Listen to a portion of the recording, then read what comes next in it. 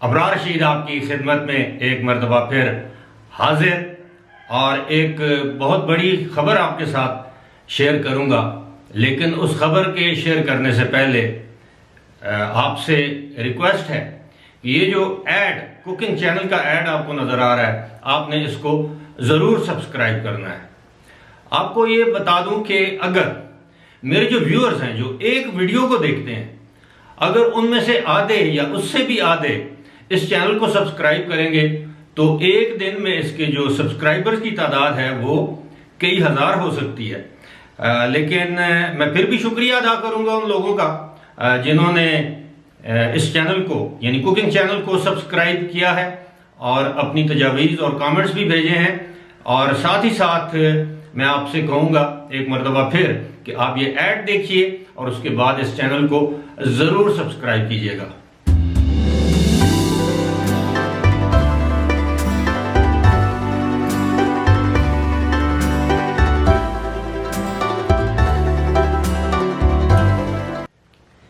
जी, add आपने देखा। खबरें तो मेरे पास दो बड़ी खबरें हैं, लेकिन एक का ताल्लुक पाकिस्तान से है, एक बड़ी खबर, और जिसको उर्फ़ आम में हम ब्रेकिंग न्यूज़ भी कह सकते हैं। लेकिन ब्रेकिंग न्यूज़ तो वो होती है कि जो चीज़ सामने आ जाए।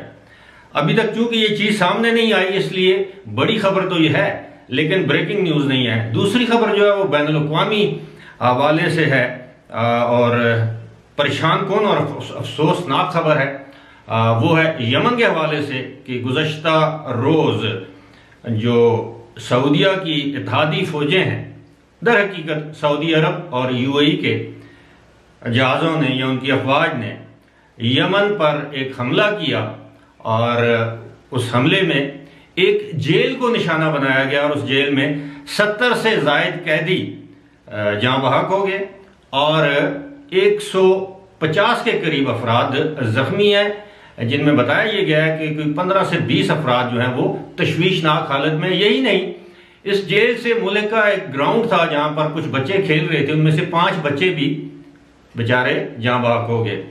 अब ये इत्तेहादी फ़ौजें आपके इल्म में है कि यमन के खिलाफ है। यमन भी एक मुसलमान मुल्क है और वहाँ पर अंदरूनी एक खलफशार है। सऊदी अरब चाहता है कि उसकी मर्जी की वहाँ पर हुकूमत हो, ईरान चाहता है उसकी मर्जी की हुकूमत वहाँ पर हो। मैं आता हूँ पाकिस्तान वाली अहम खबर की तरफ। लेकिन वहाँ पर बदकिस्मती ये है कि लाखों की तादाद में लोग जो हैं वो जंग की नज़र हो चुके हैं, भूख की नज़र हो चुके हैं। वहाँ पर अद्वियात नहीं है, अस्पतालों को इससे पहले भी निशाना बनाया गया है, स्कूलों को निशाना बनाया गया है। हालत इनकी टेक्नोलॉजी की ये है कि इनके मिसाइलों को ये मालूम नहीं होता कि किस जगह को हिट करना है और अक्सर शहरी आबादी को निशाना बनाया गया है। ऐसा इसलिए किया गया है कि जो चंद दिन पहले 5-6 रोज़ पहले जो हमला किया था हूतियों ने, हूती जो बागी हैं, उन्होंने अबू धाबी के ऑयल टैंकर पर जिसमें 3 अफराद हलाक हुए थे, जिनमें पाकिस्तानी हमारे भाई भी शामिल हैं, 2 इंडियंस थे। अब उसके बाद ये सारी सूरत हाल जो है वो मज़ीद कशीदगी की जानब जा रही है। अब इत्तेहादी अफवाज का एक दूसरे पड़ोसी मुसलमान मुल्क पर हमला और वहाँ की सिविल आबादी को निशाना बनाना, आप देखें कि आपको ये खलीजी या मशरक़ वस्ता के मीडिया में सिवाय अल जज़ीरा के ये खबर आपको नज़र नहीं आएगी, इसलिए कि वो यमनी बेचारे गरीब मुल्क हैं या गरीब लोग हैं। लेकिन एक चीज़ वाज़ेह मैं करता चलूँ, दुनिया भर में जहाँ भी कबायली लोग आबाद हैं उनको आप फतह नहीं कर सकते। पाकिस्तान के कबायलियों की मिसाल हमारे सामने है, चाहे वो बलोच कबायली हों, चाहे वो पख्तून कबायली हों। अंग्रेज़ भी उनको फतह नहीं कर सका, यानी उन पर गालिब नहीं आ सका और वो किसी की नहीं मानते। इसी तरह दुनिया में बेशुमार कबाइल आबाद हैं, अफ्रीका में हैं, नॉर्थ अमेरिका में हैं, अमेरिका के अंदर भी कबायली मौजूद हैं, अरब दुनिया में बहुत बड़ी तादाद में कबायली आबाद हैं। लिहाजा मैं क्या कह सकता हूँ, ये आलमी ताकतों का खेल है। प्रॉक्सी वार लड़ी जाती थी पहले पाकिस्तान में, ईरान और सऊदी अरब की प्रॉक्सी वार थी।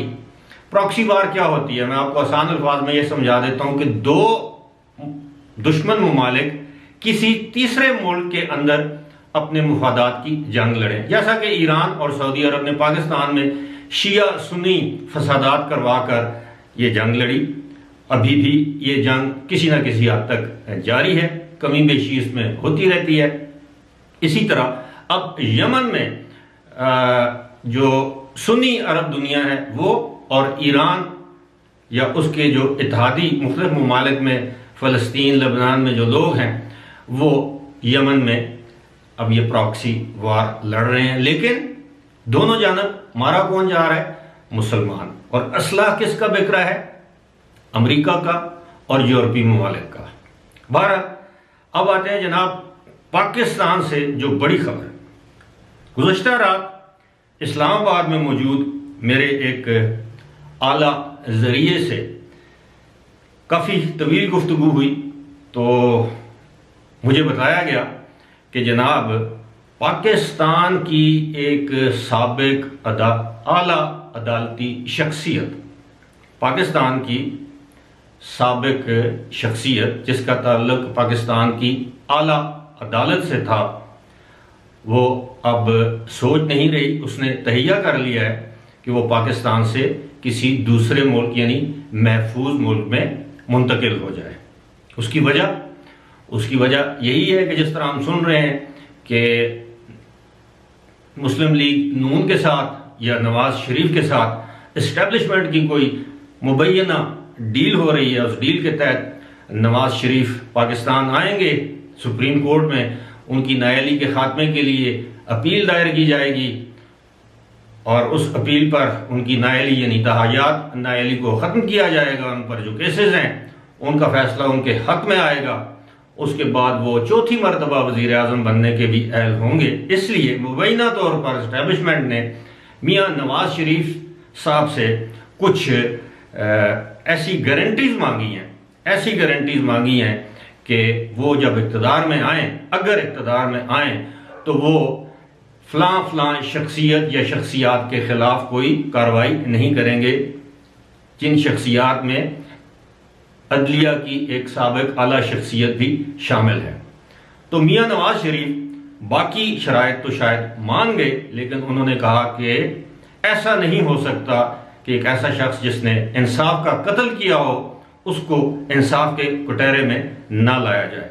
लिहाजा अब वो जो शख्सियत है उसके पास और कोई चारा नहीं है, क्योंकि अब उनको शायद नज़र आ रहा है कि मियाँ नवाज शरीफ पाकिस्तान आ जाएंगे, या अगर नहीं तो जब भी इंतखाबात हुए तो बज़ाहिर ऐसे लगता है कि मुस्लिम लीग नून की हुकूमत इक़्तिदार में आएगी या मुस्लिम लीग नून और पीपल्स पार्टी दोनों की हुकूमत इक़्तिदार में आएगी।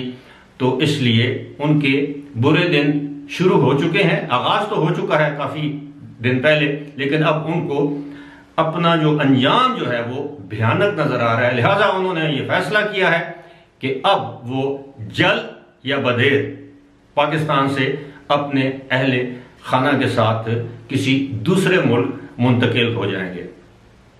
इसे कहते हैं तारीख का इंसाफ, तारीख का इंतकाम।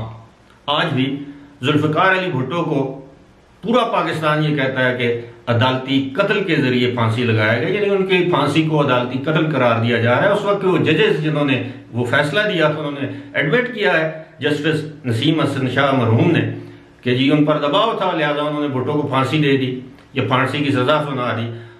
तो इस तरह के जो फैसले हैं वक्ती तौर पर तो लोग उनको बादिल नाखास्ता कबूल कर लेते हैं, लेकिन बिल आखिर तारीख जब अपना फैसला सुनाती है तो फिर उस इंसान को कहीं भी सर छुपाने की जगह नहीं मिलती। साबिक डिक्टेटर जनरल मुशर्रफ की मिसाल हमारे सामने है, मज़ीद ऐसी कई मिसालें हमारे सामने आएंगी, इंतज़ार कीजिए। फिलहाल इसी के साथ मुझे दीजिए इजाज़त। खुदा हाफ़िज़।